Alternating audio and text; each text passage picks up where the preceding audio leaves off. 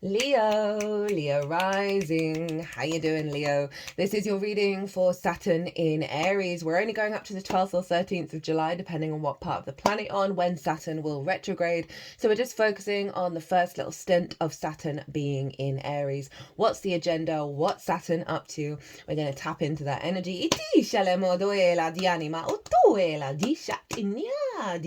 My name's Chloe.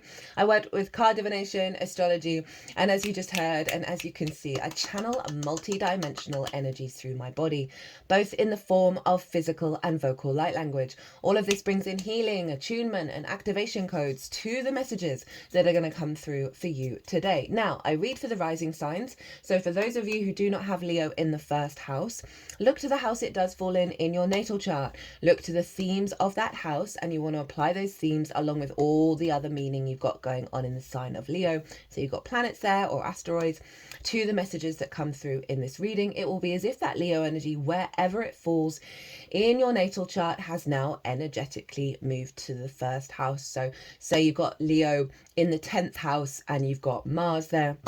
You'd apply all of that meaning to what comes through in this video. As always, take what resonates, leave what doesn't. Now, before I get on with your reading, Leo, I just wanted to say the moon is conjunct Mars in the sign of Leo at the same degree, 21 degrees. So we're bringing in big Leo energy, and obviously Mars rules Aries, so is influencing what's going on with Saturn. So we're really in alignment with the energy field.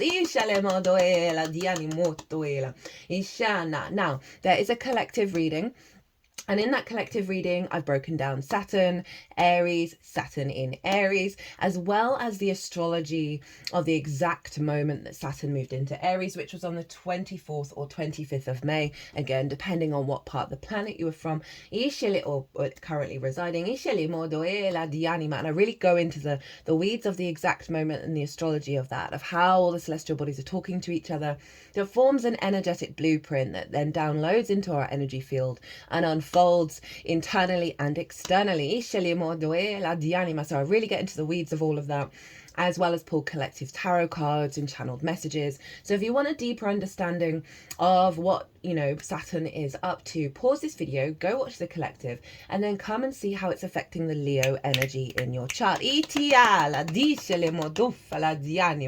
So in this reading, we are firstly going to get one card from this deck. This is a tarot deck that I predominantly use for Pisces.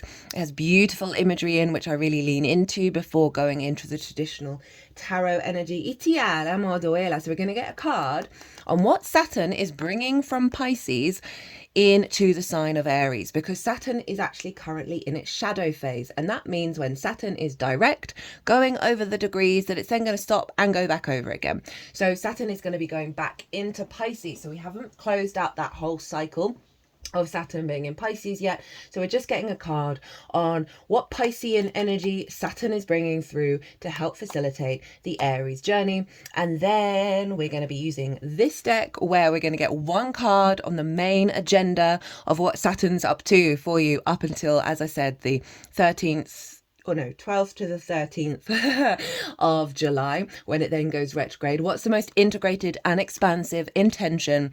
This is the download that's already come in and that's unfolding that Saturn's up to. And that way we can sort of get a zoomed out perspective. We can apply that to all the nuances that are going on in each of our individual lives and go, oh, this is what's behind all of that, right? It just helps us take a little step back and sort of have a bit of perspective with everything. We're also going to get a card on how to work with this energy, how to work with the activation, where to channel your vibe, right, in order to facilitate the download. We also get the card at the bottom of the deck, which will act as the root energy of the activation, and we are working with 3 different oracle decks in this transit.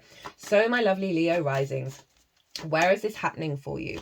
Well, this is happening up in your 9th house, the house of the gods, right? The key word for this house is perspective, and what we do with it. That happened. That happened in, who did I just do? Oh my God, Capricorn. I've just put the elastic band on. And I'm getting a similar message, because everything that happens in a reading is an alignment, that there's a perspective you've forgotten about, right? So I forgot to put the elastic band back on for this reading, and the whole screen came off. So something new is being revealed, right? So a perspective that was always within your soul that you've forgotten about is being revealed, right? And you're standing more in your authority with that.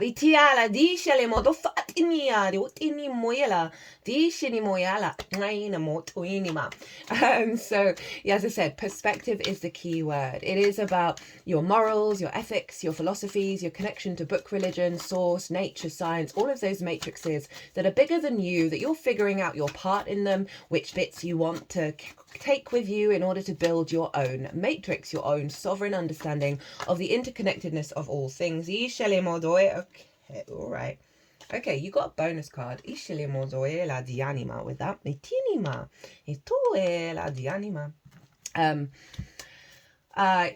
Well, yeah, the matrix that you want to create for yourself, right? Based on all the things that you learn and the experiences that when you go out in the world and figure out how you want to walk through that world, how you map out the landscape of your own universe.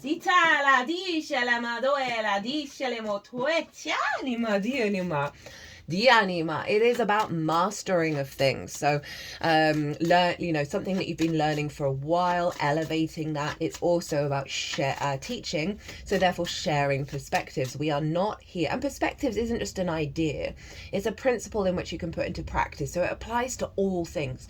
How you perceive the world and how you communicate that is one of the most crucial things that help elevate you and help walk you on your path, right? So this is about sharing perspectives. As I said, we're not here to change people's minds. That is entirely up to them, but we are here to vibrate at certain frequency.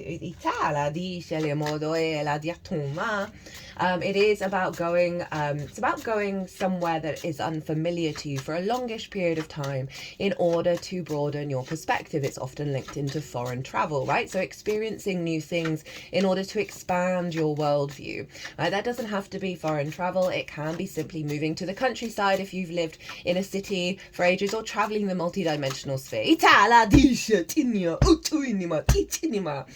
which is very appropriate given that Neptune is also there. I've done a Neptune in Aries transit series. That's just a little one as well, taking us up to the 4th of July when Neptune will retrograde, also going back into Pisces together. Now those two are going to emerge from Pisces at the beginning of next year and move into Aries and conjoin each other exactly at 0 degrees of Aries, the world axis point, the 0 point. That hasn't happened in 12,000 years, which is why, regulars, I've been talking about how the astrology for this year and next year is completely wild. The karmic clearing that we do, the soul retrieval that we do this year in terms of the setup for next year. We're in a year 9, so it's a completion year. It's the year of the wood snake. We're shedding skin. We're working through so many old paradigms. I've recently had an experience that basically in a very short space of time truncated my whole lifetime of a relationship with my father in a very short space of time and healed that at a deep level. As frustrating as it was, I've come out the other side of it going, oh, I'm more me than I've ever been before because of that. And it was difficult, right? So I'm just highlighting that because it's not an easy year. It hasn't been an easy part of the year.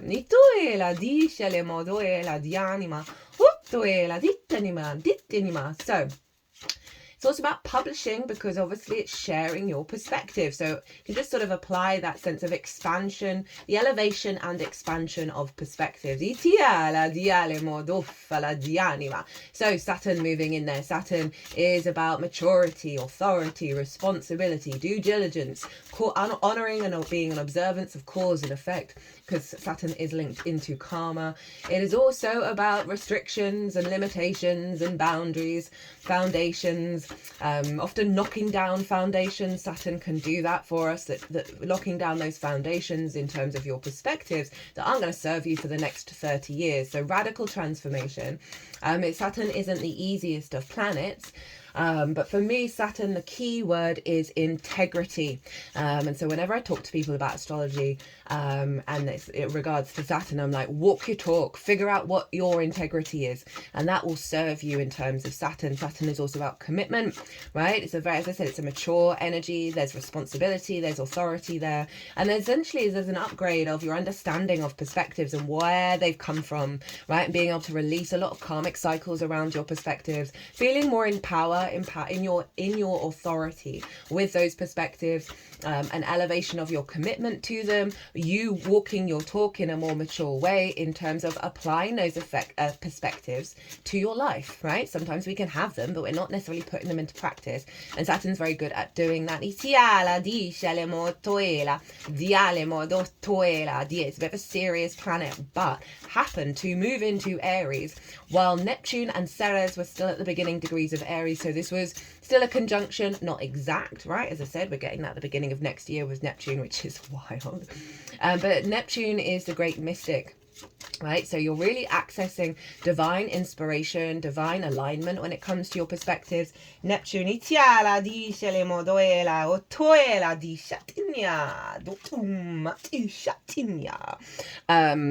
sorry, I got a bit distracted by those cards. What was I saying? And unconditional love. Neptune's able to bring source into our reality, right? It's a really beautiful energy. As I said at the beginning, that Neptune transit was so profound, which is not surprising. And Ceres is an asteroid, and she is the grain mother. She represents the sincere nature within all of us to grow, produce fruit, and have a harvest. She's deeply nurturing, deeply loving, right? Lots of caretaking energy. And so this is a real sense of an alignment of your perspectives to divine love and abundance in a nutshell, but with a sense of no nonsense authority about it as well, which is very much Saturn in Aries. Like, it can be a bit, we're maybe being a bit more firmer, a little bit more in our power and our authority, and sort of cutting the sort of people pleasing out in a way that didn't serve us, right? So I'm really grateful for Neptune and Ceres being at the beginning degrees of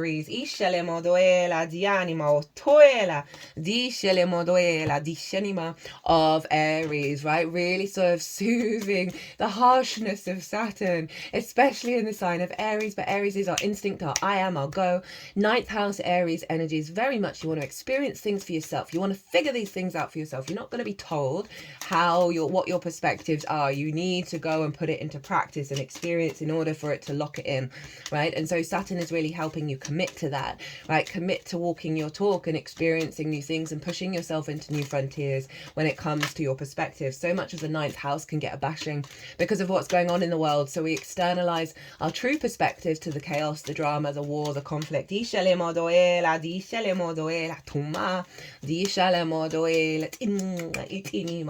But actually, really, the more that we come back to our original source frequency, which is the Aries I am, okay, you're getting a lot of cards at the back end. This is more sort of past energy. We're going to get 2 more to go here, right? Because we want to see what's moving forward. And so because of everything that goes on in the outside world, we externalize our perspectives to the bigger picture that isn't always affecting us in the way that we think it is. And that's not about not being compassionate to the outside world, but the more that we honor and walk our truth in our own frequency and find the joy and find the love and find the expansion, the more we get in alignment with our own divinity and show up in the little things, in the smaller spaces in our day-to-day, the more that then ripples out and implements those perspectives into the collective consciousness that helps soothe the greater collective.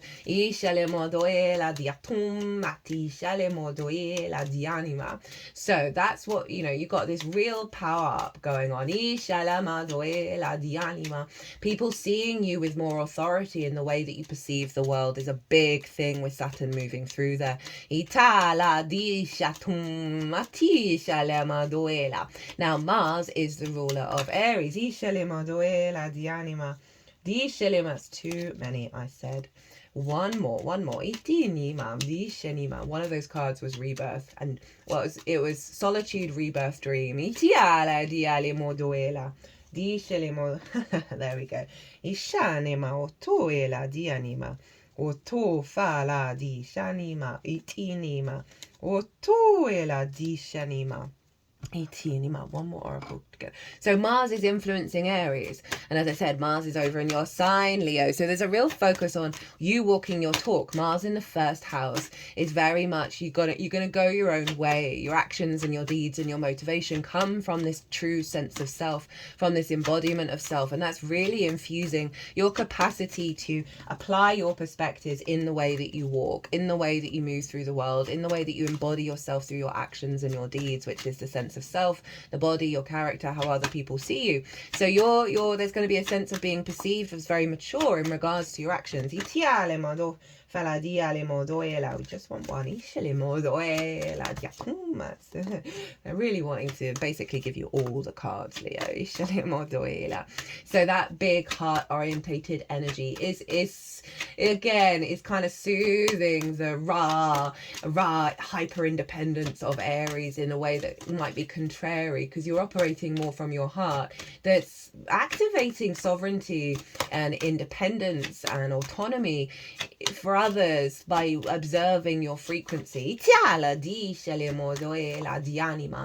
Mars, at the time that Saturn moved into Aries, and still is actually at the moment, is trine Venus and Chiron. Now later on today, Venus and Chiron will come into their exact conjunction.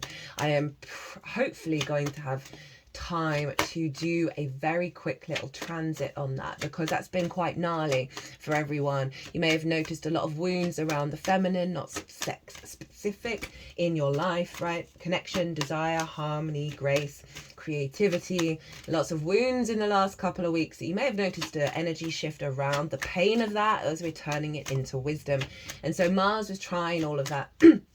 So very harmonious. It can represent very strong, with a very powerful master teacher, because Chiron is the wounded healer, the master teacher, right, of big lifetime soul wounds that we transmute into wisdom. So this can see either you embodying your full, like, high level healing energy, and or other feminine energies, again not sex specific, coming into your life that are activating and really powering you up in being able to walk your talk. Obviously Venus does also relate to love relationships as well, in more of a romantic sense, but it's love in all ways, of working through deep wounds around love, around connection, around reciprocity, around your creativity. And this is kind of locked in to the little mini Saturn transit, that we're still working through some of those wounds and transmuting that into wisdom around your embodiment of self and the perspective that you're applying. So big timeline shifts, and we're recalibrating to those at the moment.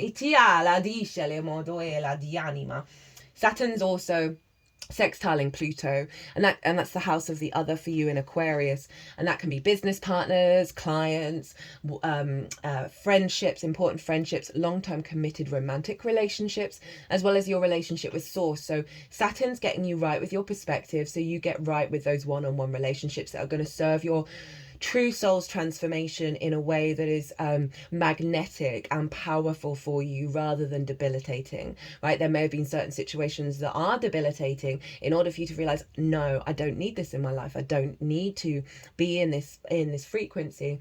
And that's going to be like, that's a real powerhouse of energy showing up there, in terms of, could be seeing more clients come in as well, and strengthening your alignment of Source in your perspectives. Now I want to talk about the moon, and it's going to be the last thing that I talk about. The moon was in her exaltation in the sign of Taurus, right, which is your 10th house of life path, career, visibility, reputation, right, how the big outside world sees you. So you are activating your intuition that's guiding you towards the path, activating a higher level of your needs being met around visibility, reputation, all of that. Now that doesn't just have to be career, right? Life path, career can facilitate a life path. It doesn't have to be the main agenda. Right, and when I say exaltation, that basically means the moon is in her favorite place other than Cancer. So all the qualities of the moon are raised up high, heightened intuition, meeting your needs that serve you for the long term, and bringing in partnerships, whether it's romantic, business partners, friendships, soul family, that are part of that path. Excuse me. Lots of throat chakra stuff going on at the moment, which is not surprising given, you know, Mercury.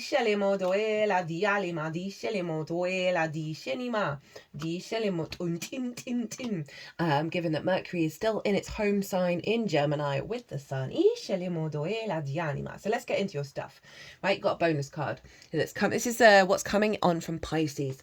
And Pisces is your 8th house, the house of transformation. It's about the outside world's resources and your interaction with them, right? Whether that be like mortgages or loans, i.e. not your resources, but you're still working with them, or you're in a job where you work with other people's resources or that kind of thing, as well as bonuses and commissions and inheritance, both 3D and cosmic inheritance, so one-off chunks of resources, as well as your relationship dynamics with anything other than you, right? So the give and exchange between you and anything other than yourself. Time, money, energy, intimacy, ideas. We can have scarcity complexes here, fear, mindset, hyper-independence, hyper-greed. Those are all things when we're out of balance with the reciprocity with the outside world. It's also an incredibly psychic house. It's your relationship dynamic with Source. It's the resources of Source. Saturn moving through there has, and when, you know, I'll do a closing out when Saturn finally moves back, leaves Pisces next year.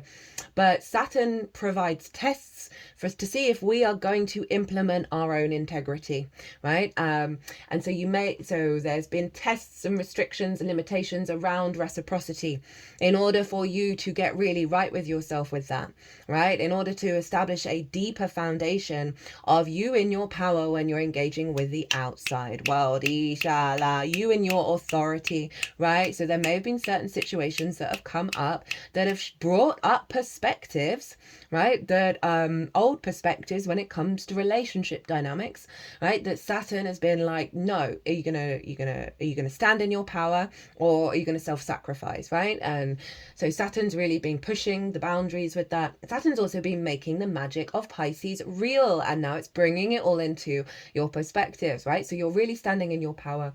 The Saturn in Aries energy is very much about honoring your own I am and your own integrity, and not worrying about whether anybody else is doing the same. It's like you do you in this highest, most mature level, and not getting dysregulated by those who do not. Anyway, what is Saturn bringing from Pisces to help facilitate the Aries energy? We have the 8 of Cups and the Magician. Oh, I talked about Mercury. That's funny.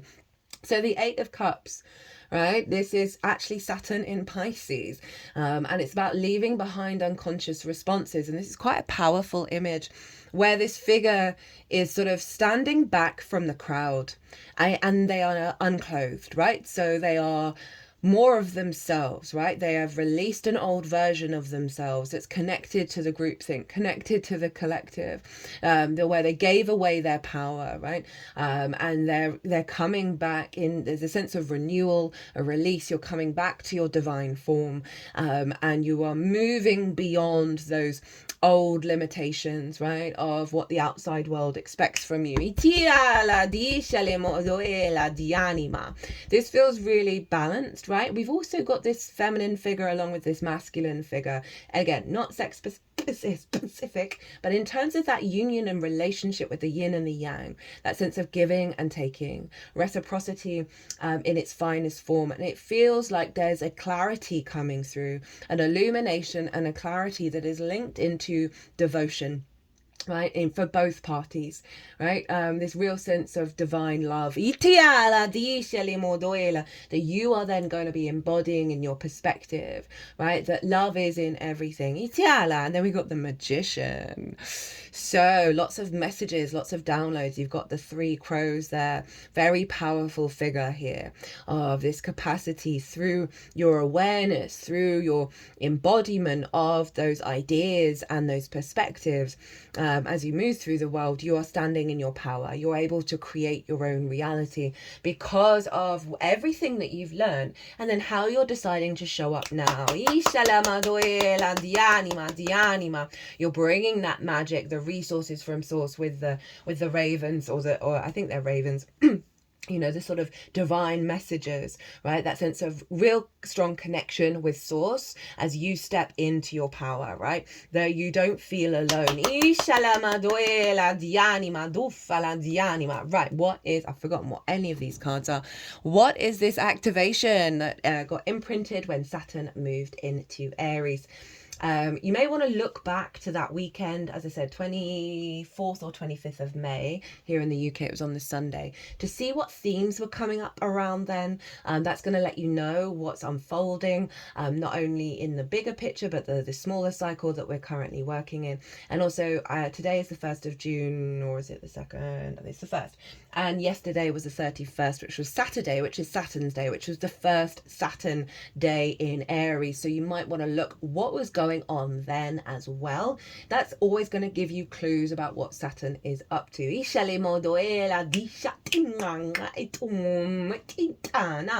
So, what's King of Pentacles.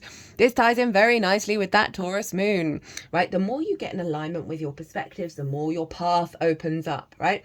This is one of the most opulent cards in the tarot. This is the King of Pentacles. I love the King of Pentacles. I always imagine the king as a sort of like a baby, right? And as it's growing and evolving, it realizes it gets on board very quickly with that everything we do is an act of creation, is an act of abundance.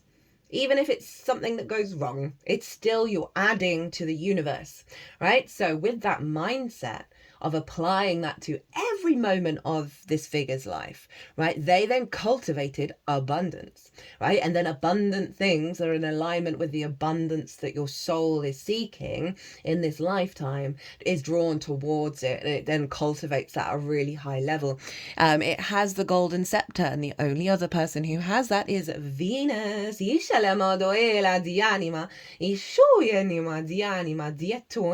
is obviously in Aries, right? So there's a real sense of that master teacher energy that you're embodying in the 3D and building in the 3D with these perspectives. You know, as I said, right, the 9th house influences the 10th. The more we understand and are in alignment with the true higher truth of our perspectives, the more we're able to build in the world. Very mature, very sovereign, very in alignment with Saturn. Of Saturn saying, hey, these perspectives, these changes that I'm going to bring in. Remember, Saturn is a 30-year transit. And Saturn knocks down foundations that don't serve you. So if you are feeling dysregulated, if certain catalytic things have happened, if there are restrictions or limitations, they're either knocking things down, Saturn's either knocking things down that don't serve you or getting you to walk your talk. This is so abundant. This is beautiful. Again, the moon in Taurus in your 10th house, this alignment with your perspectives that are bringing you the fullness of life. Oh, they so love that energy.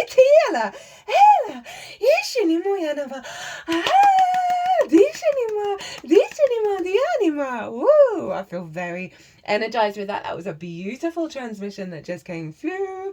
I'm just hearing we're so happy for you, we're so excited for you, this is going to be brilliant. Try and play as much as possible. Right, so you got another bonus card. Look at you with all the bounty. This is a representation of the energy. Whoa, they're really going for it. Okay, it's the moon conjunct Mars, right? There's no getting around it. So this is what to focus on to help amplify that King of Pentacles, right? How to direct your energy up until the 12th or 13th of July. And I'm obviously going to do the retrograde series as well. We have the 5 of Swords and the 9 of Pentacles. 5 of Swords in reverse. Now, one of the main messages that came through in the Neptune transit was there is no fight. Which is funny, given that it's Aries, but Aries just isn't about war.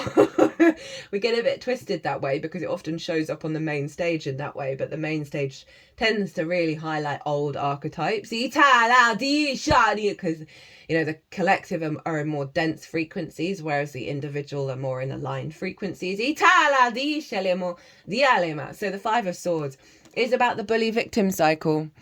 And it's swords, so it's perspective, isn't it? Right? So this cycle of, you know, this bully who's won the Three of Swords, which is, you know, distorted perspectives that block the heart. Hello, Mars in Leo. That was a victim. It's very, very rare that a bully was not a victim, right? And we can feel really good being in that victim space, as well as kind of really gleeful of like, yeah, I've won. And that's usually because we're in a lot of pain, right? And this is a very, very, very natural perspective to see the world this way, whether, you know, and often it's like, oh, I'm always going to be in the victim state, right? Or you know, I mean, that is often the way, or I'm always going to be in this sense of on the defensive and the desire to win and beat everyone, very ego energy. For me, it's the most difficult card in tarot, and you got it in reverse of like focus on get it. It's about focusing on non-conflict, right? As well as if you're feeling in the book, Billy, that word, that name might be relevant for some of you, on the bully victim cycle, they're wanting you to kind of redirect that energy and realize it's not really yours anymore. But it may come up, because that often happens, in order for you to make that decision and go, no, it's not attached, right? So they're really wanting you to get out of the bully victim cycle, realize that it's not around you, and get into your 9 of Pentacles, which is Venus in Virgo, and the ascendant happens to be in Virgo right now. And this is boss energy, right? Again, very opulent, just like the King of Pentacles. This figure knows what they need to do in order to create a holistic life. Happy home, happy work, happy friends, happy lovers, like alignment, leading to abundance, leading to the joy of existence, right? Which I think I said earlier. But it's also, again, Pentacles. So there's this manifestation energy going on, not surprising, with the Magician coming through, of you really getting right with your perspectives, right? And in alignment with what serves you for the long term. This is you being in your power. This could represent the healing that you're bringing through that Venus-Chiron conjunction, right? Of really getting out of the fight and into autonomy, right? So you can create your own life and not fall into the pit around the scarcity complex of the outside world, the conflict and the drama and the fear of the outside world. This is you being in your power, right? So as I said, very autonomous energy. They know when to say no, and they know what's important for them. And so you're gonna, if there is kind of big drama coming up, they want you to sort of maybe do a bit of meditation or ground yourself to come back to the truth of, well, actually, like if you let go of all of that, how would you want to build? How would you want to bring, what perspectives are hidden within you that you're not really bringing out into the world? It's very confident energy, such confident energy.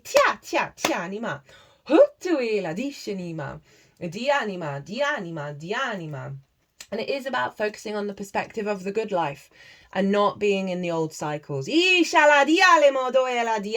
what is at the bottom of the deck, which is the root energy of the King of Pentacles? So this is a download that you've already got, that you're embodying, right? That's unfolding. 9 of Swords in reverse. Now, the 9 of Swords in the upright for the 9th is very appropriate to what I was saying of like all the war, all the drama, all the horror in the world. And it gets us out, the worry state, the anxiety, the cortisol that gets us out of our head, gets us out of gets us out of the moment, right? And keeps us locked in the past and the future and not being present. This is in reverse. And it makes sense with the kind of high vibrational energy that's come in, that you're no longer, you know, losing sleep over your incarnation. You're no longer in perspectives of fear and worry and anxiety. But that's unfolding, right? So that's come in already, but it's unfolding. Right, let's look at these cards that are at the back end. Now, where they've been placed, they've been doing that a lot in transits. It's probably because I'm not doing past energy. And this particular deck I'm using quite quick decks. So they're kind of really referencing the work that you've done, and it can often be that there's still a bit of this work still to do in the unfolding as well. So let's see what we've got. We have surrender, compassion, and the violet flame, transmute that damn energy, sacred fire, transmutation, alchemy, spiritual acceleration, healing, freedom, karmic release, compassion, no way, forgiveness. So you've gone through a cycle of surrender. Right? So I find surrender, this is what I talk about this a lot on the channel. I only ever talk about things I've put into practice. And it ties in with that 5 of Swords in reverse. Of the full act of surrender and trust. that then allows your healing to happen. It allows your life force to come through, their deep compassion, you know, that's Saturn in Pisces as well, of any given moment and every given thing, and with yourself, right? And releasing a lot of karmic energy that wasn't able to come out because you were in resistance, because you were in conflict, right?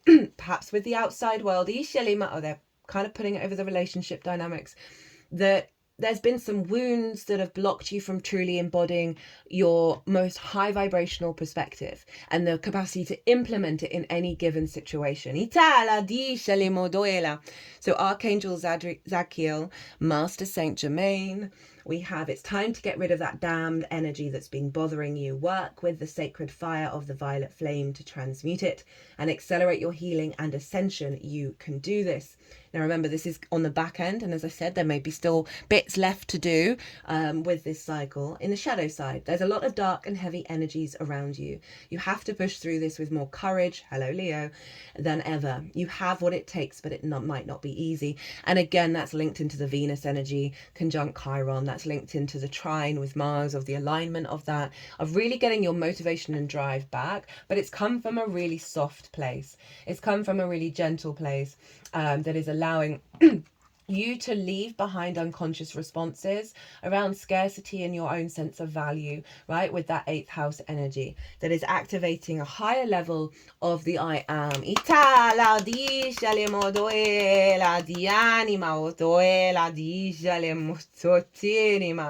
So next up from this deck, we have, oh, we got Pluto, light of transcendence, a judgment, find power in the shadows. Now, I talked about Pluto for you in your 7th house, right? A redefining of your power, you know, moving through that darkness and coming out the other side. Transformation, intensity, destruction, death, deep truth, rebirth, renewal, power, wealth, obsessive desire.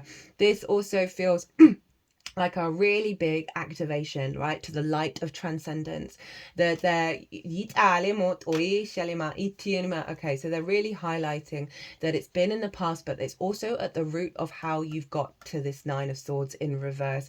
And it's again, it's that sextile with Saturn and Pluto. Also the moon was square Pluto, so your path and the other coming into building energy, that you're shifting from the karmic shadows. You've had a bit of an ego death that's, as I said, allowed this new frequency of perspective to come through.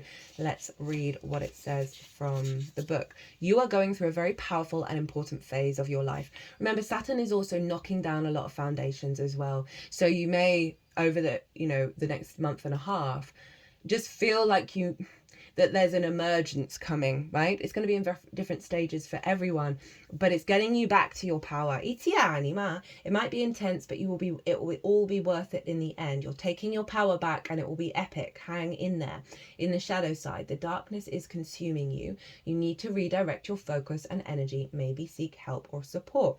So that might be an element that's still hanging around. I feel like a lot of that's already been transmuted, otherwise we wouldn't get this 9 of Swords in reverse. It'd be kind of in a, it would be in the upright over here, as was the 5 of Swords, of like there's still some drama internally that's really big that you need to sort out, but I'm not getting that really. But this feels like a magnetism to the path. And it's gone over the magician energy of you're coming to a higher level of awareness of how much you create your own reality. By clearing these karmic cycles, you're more in your frequency, you're more in your instincts that are true to you. And you're not holding the clutter. Then we have perseverance. Okay, so being able to go the distance. This is really empowering, right? So whether this is persevering through difficulties or simply, the capacity to walk that path from a place of power, right? And keep on going and really, there's a lot of energy here. Mars being in your first house, you've got the momentum and drive to embody this fully and activate it at a really high level. They're kind of wanting to go with that 8th house energy. So it's saying you've sort of come through, you've persevered through the tests and the trials and the tribulations of Saturn being in Pisces in terms of your understanding of scarcity and codependency, and that's sort of relationship dynamics that's accessed. You coming towards the end of that journey and into your power. Leadership. And look at that lion there, Leo. This is perfect for the 9th house, because there is a sense of maturity of your perspective and being perceived and being received, right, and being seen as someone of authority of what you've got to say. I think this might be Oprah. Like that your energy, your perspectives are going out in the world and they're now being seen from a place of authority. This is also you championing your embodiment of self in these perspectives.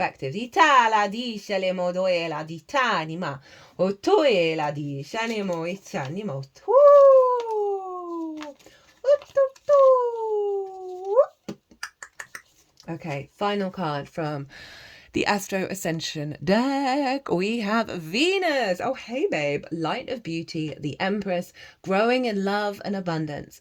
Love, romance, beauty, sharing, attraction, harmony, artistic taste, desires, passions, values, money, luxury, overindulgence. Before I talk about this. So Saturn rules Aquarius and Capricorn. So traditionally it rules Aquarius, which is what I work with.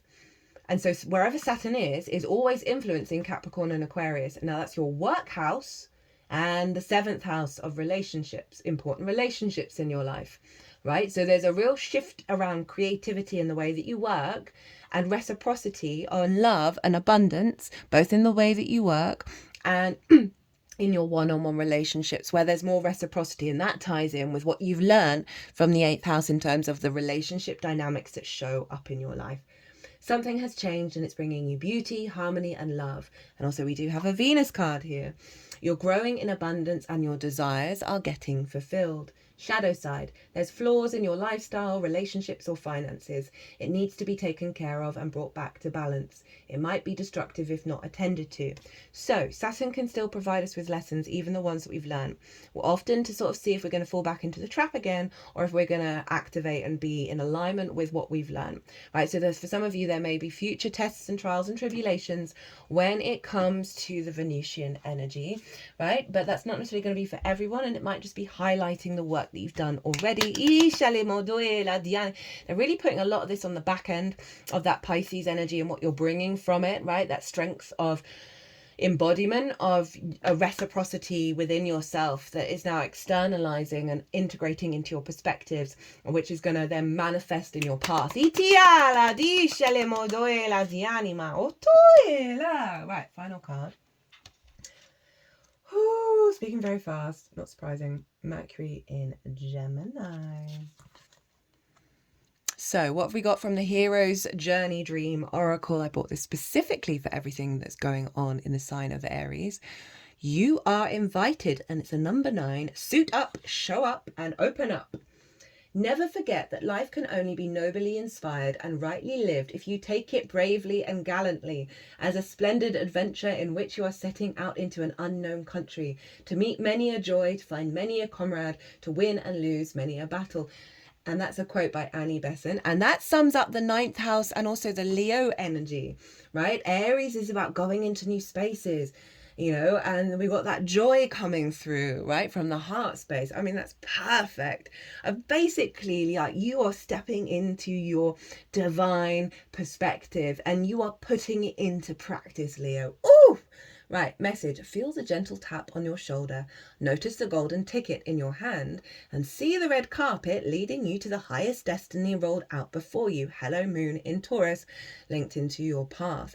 You have been cordially invited to show up to the party with your unique gifts, talents, experience, perspective, joy, humor, and sense of adventure. On this hero's journey, you are an honored guest. You don't have to figure out how this will go. You don't have to weigh the pros and the cons or create a cost-benefit analysis.